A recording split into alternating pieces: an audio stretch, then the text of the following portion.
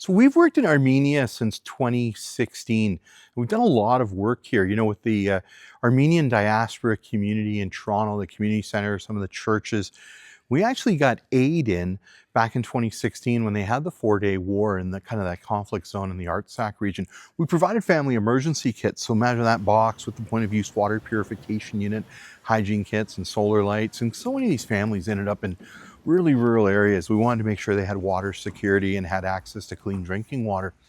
That was the first time that we'd worked here. Well, in 2010, there was a 44-day war. And we worked here again then. We also worked in 2019, and we've been back for the last couple of years since 2013.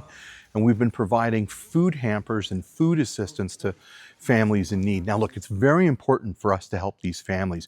First, we have to understand who they are and where they come from. They were in the Artsakh region, and when the war came, they were forcibly displaced. Imagine being forced out of your home. You just take what you can grab. You've got the clothes on your back. You've got any items that you can carry. Maybe you got a car, you're lucky, you can load that up. And then you flee, you leave your life behind, you leave your home behind, you leave everything you've known, your livelihood, everything behind, but at least you have each other and your family. And they came into different parts of Armenia. Armenia is so tight-knit, it really takes care of its own, it really takes care of people. But these families are in and they need assistance. Now we're getting them assistance in 3 ways. We're working with AGBU, and they've got thousands of families signed up across the country. We do large scale distributions with them. Well, we'll roll into a town and they've already notified the families that we're coming. And they'll have volunteers, check their identifications and make sure, they are who they say they are, and then get their aid. And the aid is in the form of a food hamper. So it's a box, and inside the box is like 20 odd pounds of food, all the basic staple items from rice and lentils. We even put fresh produce in because that's so expensive. What people don't understand is in Armenia, food is really expensive. I was shocked going into a grocery store and seeing how expensive it was. I felt like I was in a Toronto grocery store.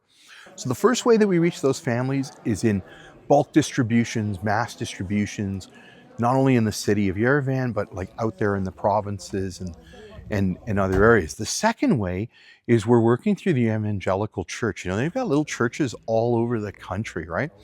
And what churches do is they draw in community. So some of the families that would come in and be part of that church community, they would come and be in those churches, and then the church would tell us how many families they had. So in one case, they've got 93 families. So we'll bring food aid for them. So it's a little bit smaller in terms of the scope of the number of families that we can reach, but it's great because it's widespread, it's distributed, it's vetted, it's verified. We're making sure that we're reaching families in need. And then the third way is to our friends at the Gurgen Melikyan Foundation. Now, this is a small foundation, but they're like bootstrapped back in like 1994, I think. That's how long they've been around now. Gurgen was like an alpinist, and then he was like a professor in the university. He just cares about the Artsakh region and all across Armenia and trying to help people.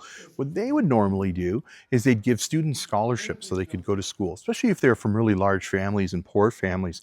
Then they'd bring students in to plant trees. It was super sweet. And then they provided humanitarian assistance. Well, right now with them, they've adopted about 100 families. And we provide those families with food aid. We go right and visit the family. We meet them. We give Gurgen and his team, the food aid to deliver it. And it's small scale, but it has tremendous impacts. They are needy, really. 9 children until 50 children. Can you imagine how it's hard to keep them? So those are the 3 ways in that we're reaching families in need. And what we've got to do is we've got to keep delivering food aid out to these families.